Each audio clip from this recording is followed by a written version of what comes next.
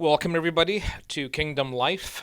This is one of our new shows that we recently added to our roster of shows. Today, we have a very special guest, Dr. Ken Keyes, who's going to be talking about Deliberate leadership. There we go. Deliberate leadership. He has actually many books. He's brought three of them with him for a recording of the sessions that we're doing.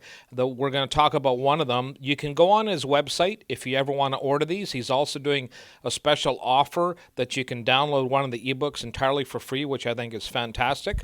You can also send him any questions or comments or anything that you may need assistance with. He'd be more than happy to help. My name is John Ramus. I'm the lead pastor of Kingdom Culture Ministries. Welcome to today's show. If you have any questions or you need some more information about this show or any other show, you can go to our website. It's on the bottom of the screen. So let's get right into it. Dr. Ken Keyes, why don't you lead us in today's discussion? Well, thanks, John, and welcome viewers and listeners. It's an honor to be able to serve here again with your show. So I think today we wanted to talk about leadership and just how important it is. You know, you think about it, a lot of times we were talking on another show where we have people volunteer, they go into different roles and responsibilities, and it's not a fit for them.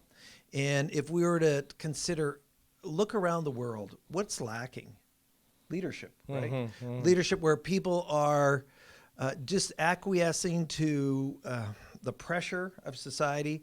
There's a few individuals right now who are standing up and going against the flow, and that's usually what leadership requires. And, you know, being a person who's come out of Christian ministries and been a chair of a Christian school, it's interesting in a lot of cases where leadership is lacking a lot in the Christian space as much as anywhere. Yeah, one of the things that drives me nuts about sort of Christianity as a whole is this thought that, you know, if you're a leader or a pastor, you got to be soft-spoken, not offend anybody, not talk back, none of that stuff. What you're asking the type of personality, which is not a leadership personality. A leadership personality is somebody who needs to be strong, needs to be decisive, and oftentimes even needs to go against the grain or go against the common thought or cultural thought, and that's true Christianity. So strong leaders are important, and if you get offended, so what? Who cares? You are the one that has to deal with that, not the person who's the leader. We're not supposed to have this wishy-washy leadership in churches. And if you look at Paul, you look at Jesus, you look at John the Baptist, these people were not wishy-washy. Jesus went into the temple. He dealt with what was going on there. John the Baptist dealt with Herod. You look at Paul, he dealt with the Jewish leaders. And Jesus rebuked the Jewish leaders and called them all sorts of names. So take us up, Ken. What's next? Well, I mean, part of this is trying to be politically correct and being a follower and actually being a leader all together. It's not going to happen.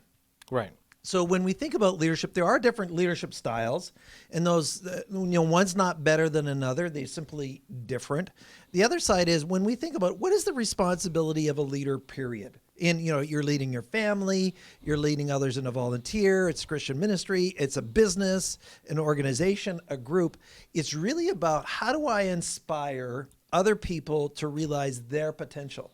So what's interesting, one of my mentors, not a believer, but very well-versed in the leadership space is Dr. Marshall Goldsmith.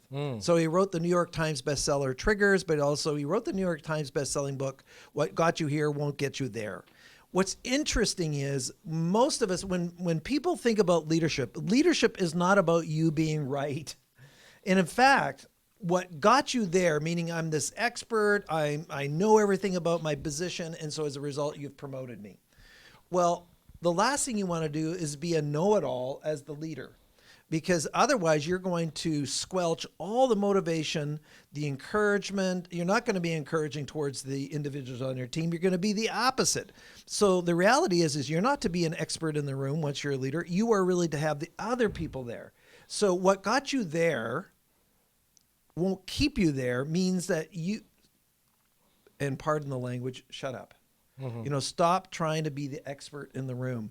And so one of the things I was invited to an invite-only event in New York with Dr. Marshall Goldsmith, and we were meeting with these 50 esteemed coaches and leaders, is some of the things that occur and happen with leadership is, first of all, you're trying to be, you're not trying to be right. But the other one is There's a game that people say or use, and they're not even aware of how debilitating it is as a leader where you're always trying to be right. I'll give a very simple example, John. I remember we were at a staff meeting and there was a horrific accident that occurred nearby on the freeway the day before. And I said, that's so sad, that 3 people died on that, in that accident. And then somebody in my staff says, no, it wasn't 3, it was 4. And so what difference does it make? Mm-hmm. And so you have this thing where, oh no, it's 4. So what is it? It demeans the other person. You're trying to be right. Who cares? And so I want you to really pay attention when you think about leadership, is your ability to not say anything. Or the other thing is, let's say you're a leader, so you're a senior pastor, and you're asked a committee. So I remember where my wife and I offered, and we're both, natural leaders and have led different groups and organizations. We offered to run the small groups. And because nobody was running it in the church at that time. Interesting, we met with the senior pastor, and he wanted to know everything that we're going to do. He was telling us what we're going to do. Said, well, why would we bother? Exactly. We've offered to kind of, yes, we want to report back to you. We want to let you know what we're doing. But he wanted to micromanage that. So stop doing that. I mean, that is just destroying it. It was interesting. What occurred at that church is all the people that were natural leaders actually left. So the people that were going to be in charge of men's ministry, and a friend of mine who had done an amazing job in all these events, and they were the best attended and best received events that we've ever had in the church, and then he left too. So the lack of proper leadership repels people. It declines as far as your group. And again, as you said earlier, I agree with you 100%, John. This trying to be politically correct and not hurt anybody's feelings, I'm sorry, that is not biblical. Because the reality is that, Jesus died on the cross because he offended some people. Yeah. Most of the disciples were martyrs, not because they were all liked. Yeah. And so if you're trying to be liked on Facebook, that's not the way it's going to be. Now, going and arguing on social media, it's really kind of a futile place.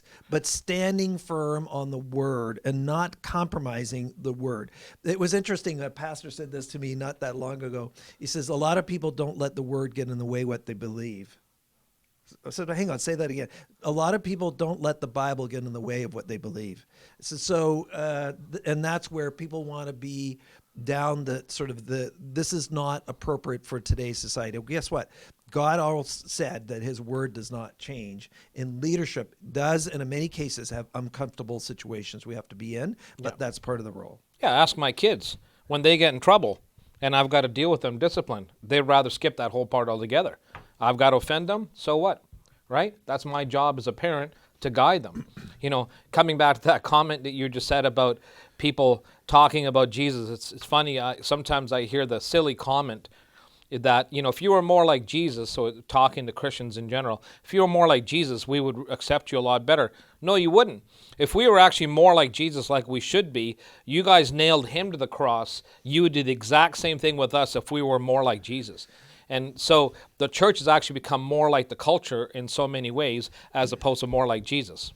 Keep right, going. and they're not following words. Now, we're talking about the book here around deliberate leadership. So in another previous show, we were talking about personalities and how important it is. So, and I think that is a very critical piece if I'm going to be a successful leader. And that's the purpose of this book. And my co-author, Dr. Mitch Javidi, he's using this in law enforcement as well, because all of us have what we call unconscious bias. We have bias about how you should do things, how you should conduct yourself, how that should be done. But leaders don't act that way. Leaders says, okay, I know what my strengths are. But leaders need to be responsible and know what their team members' strengths are, where they fit, how the synergy and the chemistry of people together. That's your job. It's interesting. There was a study done that said, okay, what are the 2 main reasons that leaders fail? And the number 1 reason, interesting enough, is hubris.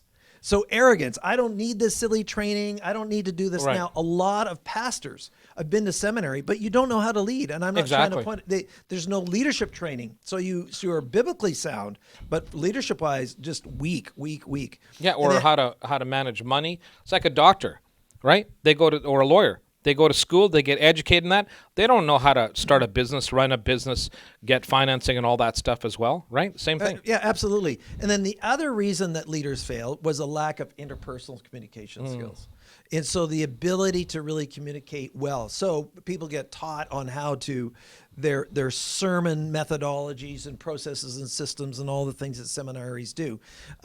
However, this idea of, do I know interpersonally how to lead? So what the senior pastor did with us, with myself and my wife, is he didn't realize that his leadership style was turning leaders off. Right. He was in that church, actually, he had almost a quarter, like a congregation, leave because he was just not willing to let other people kind of get into this space, and he was micromanaging. So go ahead. Sorry, and I was going to say, a key thing that all of us should learn, especially a leader, is not just what are your strengths, but what are your weaknesses. And this is important because if you go into anything, pastoring, business, whatever you go into, if you don't know your weaknesses and aren't humble enough to hire people that do those things that you're weak in and let them do their job, then you're going to fail miserably. Like, for example, if I'm a business person and I start a business, but I'm not good at accounting or managing in that respect, but I try to do it just so I can save money, it's actually going to set you back further than if you just hired somebody to look after it. Okay. Yeah, exactly. And so, and we talk about that in business and entrepreneurs, you hire the gaps. So Right. I have an amazing accountant that works with around the financing. That's her job. And, Yeah. and she's very good at it. I don't want to be good at it. Exactly. Operations. We had somebody in our company for 30 years. Unfortunately, she passed away last year. And so I had to take over some of those operations things. And I says, now I know why I really dislike this job. It's not my thing. So, Yeah. knowing what you like, what you dislike. But this is also true for your team members. So now sometimes when we have a smaller team or a smaller ministry, we have to do different things that we don't dislike. However, to ask me to do something that's a real weakness of mine is doing a disservice to me and the ministry, and you're demotivating me. Yeah. Now, the other side is not only when we flip this around, there was another study done that Peter Carrero did, said, okay, what are the three skills that leaders have that lead to their success? So the first one is self-management. Right. And so we are constantly managing our emotions. If there is a statement we say is that nobody offends you unless you let them. So are you unoffendable? So I'm not saying that what the person did was right. I'm not saying what the person did is acceptable. But if you're offended, you're now hooked. So when John Gottman did his study around relationships here in Seattle, just south of us where we're taping, and he said, what is the situation where if I'm offended by somebody, and we talk about it being suspending in our communications model. If I'm in a relationship with my significant other and we get into an argument, what he proved through his research, when my heartbeat goes over 100 beats per minute, I'm no longer rational. I have a flush of chemicals and I say and do things that I regret. Everybody watching this, you've had those moments where you got hooked, you got upset, the Spirit was not in charge, it wasn't fruit of the Spirit, and you said and you did things that you regret because you're upset and you're angry. So John proved that in his marriage and relationship seminar. So he said, we talk about kids having a timeout, adults need a timeout. So don't engage when you are over 100 beats per minute. So that's great because that can be another tool the next time I'm having an argument with my wife. I can let her know she needs a timeout. Or you need a timeout. I don't know how that's, if you tell her she needs a timeout. You need to kind of agree to that one in advance on how they said that. So we need to kind of be in charge of self. So self-management. Okay. The next one is actually self-mastery on interpersonal skills. So we talked about interpersonal communications or interpersonal intelligence or emotional intelligence is many leaders don't have this. They don't even know. I remember I was hired as a consultant. I worked with this company that was doing 400 employees. They had never done any training. The founder was an amazing entrepreneur, but everybody hated him because he was belligerent. He put people down. He would come in, he would make a mess. Wow. And then you come back and clean it up afterwards. And then finally, his son took over the business. They were able to kind of grow. And now they were actually ranked one of the best companies to work for. Fantastic. Because the son brought a new leadership style. Right. Now, that was part of the thing that was uncomfortable for me. I had to take on the entrepreneur who hired me for his company to tell him, you know what, your leadership sucks. Wow. Pardon the English, but it really did. There you go. And he was brilliant. I don't take away any of his success. Right. His ability to sell, his ability to envision where that business needed In to go. the area that he was good at. It was good at. But leading other people, not at all. And then the third item that was on this list is a deep understanding of behavioral or personality needs of others. So when we talk about in this book around style shifting, so first of all, I know who I am as a leader, what Yeah. I bring. Number two, as I get out of the way, I suspend and I'm not trying to be offensive to you. I'm just trying to be in charge, self-management and self-mastery. So that really is the fruit of the spirit, right? Just because I have a tendency to be impatient, God has created me in a certain way for my calling, and we covered that in the show on purpose. But that doesn't mean that I have permission then to be kind of aggressive Right. towards you, or belligerent towards Yeah. you, or impatient towards Yeah. you. Yeah. That's my management. If there's somebody else there that they don't like conflict, and we talked about that before.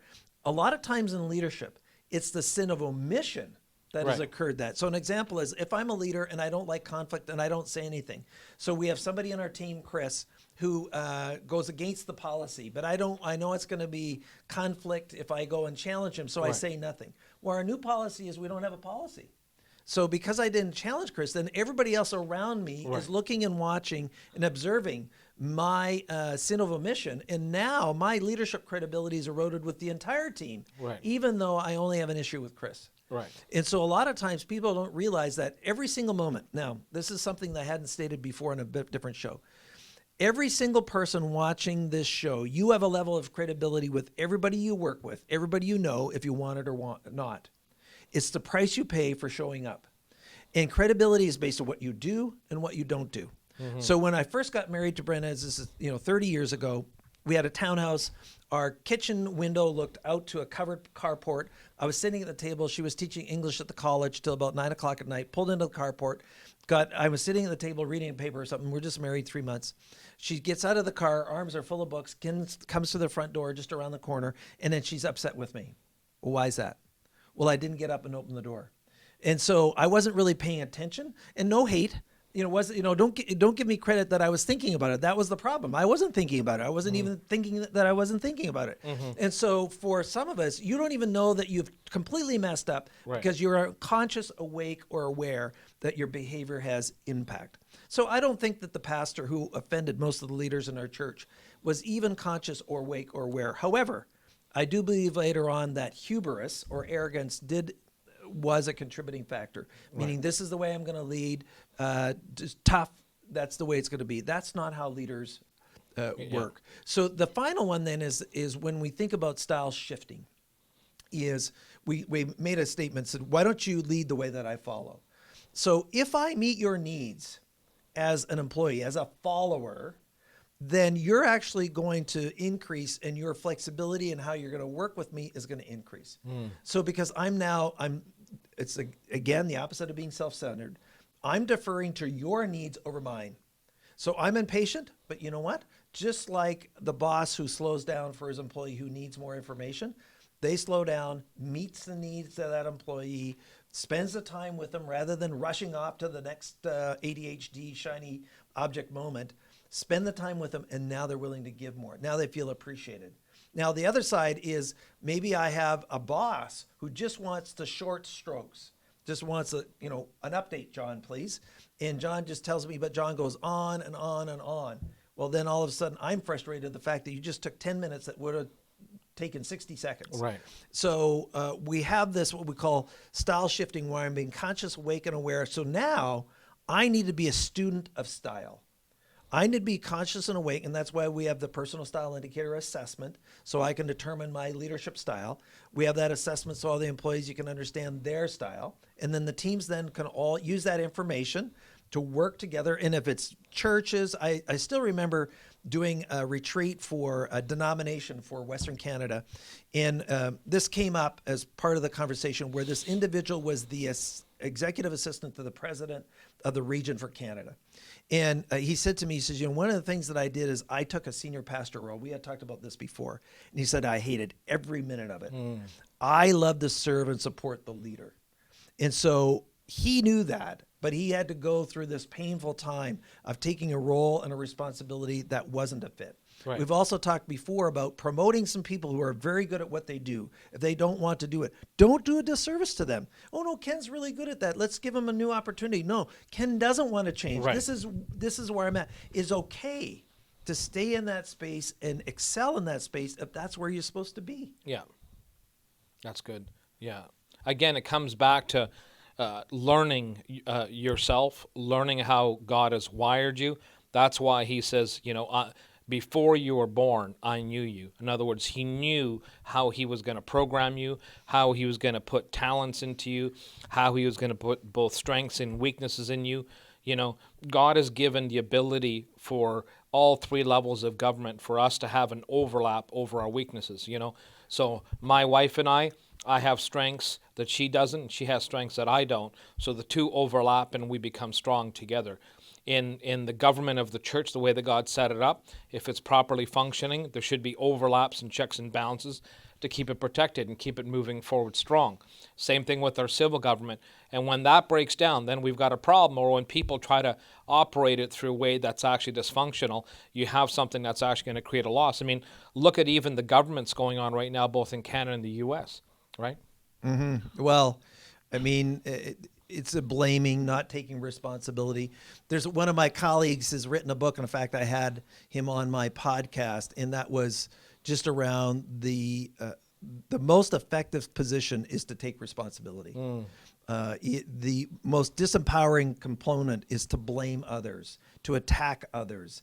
Or there are some people where you just sort of deny that there's an issue. No, I take responsibility for what my contribution to this event. And I take responsibility for my responses, meaning, again, as we said earlier, nobody is offended unless you let them. Mm-hmm. You stay grounded and centered in who you are, and you are in charge of that. And we see that all around the world, excuse me, of individuals who, for whatever reason, just have not matured and not grown. And I think we were talking about it earlier during one of our lunches. People that get into places like politics, they've never been leaders. Right. I mean, Canada has a drama teacher. Exactly. And with drama, and no experience in governance of hundreds of millions or billions or trillions of dollars. So lifetime politicians, one of the reasons they fail is they have no experience in really running and doing anything where they're accountable for it. And so why would you think that they have the experience? Because there's no proof, right? Yeah. There's no evidence that they can do what they say they can do because they have no evidence that they've proven that in any other context outside of that. That's also true in the church too. You have some new graduates come in, they get into church, they've really not been mentored to lead, to nurture, to grow. And a lot of times when people are challenged, so I remember we had a customer phone us because we have all these tools and assessments that are available. And by the way, anybody can go onto our site and find out about them. They're used in ministries. All our tools are built on a Christian worldview, but they're neutralized so that they fit into the marketplace as well. I forget what I was going to talk about. What was the story I was going to go to? We're talking about leaders that aren't experienced. Okay, I forget what it is. Sorry. It was a good one, but I'll come back to it. Even coming back to that, you can have somebody who's inexperienced and will do a terrible job, and you can have somebody who's been trained for it and come in and do a fantastic job. One of the things that we have to give kudos to Harper, as one example, is the man had trained and been educated to know and understand how to run economics. What is the experience that Trudeau had, for example? The guy was a drama teacher. I mean, we should have known that this disaster was coming just based on what happened beforehand. And the same way goes with all of us. If you have somebody who's a leader of a company and it was a disaster wherever they're at, oftentimes just changing the setting isn't going to change it. And so there's a saying that says the easiest way to determine where a person's future is going to be is looking at their past, right? Right. Well, I remember going to a session years ago where Kenneth Blanchard was speaking, and he's a believer as well. And he was talking about ego. And ego stands for edging God out. And so get rid of your ego. If you don't know it, that's great. In fact, if you know everything, I remember one of the top CEOs of the year was Alan Mulally, who was the CEO of Ford. Mm-hmm. And he said, I didn't know how to build a car, but I hired all the people who did. Right. And it wasn't my job to know how to build a car. I wasn't the engineer. I wasn't the marketing person. My job was to really have these people be in an environment where they could excel and be successful. And I'm not sure, well, I am sure, that in many cases, many ministries, many organizations, many government agencies, you have people leading who do not have the experience, who do not have the skills, who do not have the qualifications. So my encouragement is that you would do that. You would take that up as a study. And we have another assessment or a book called Transforming Leadership. It's got 60 skills to be a successful leader.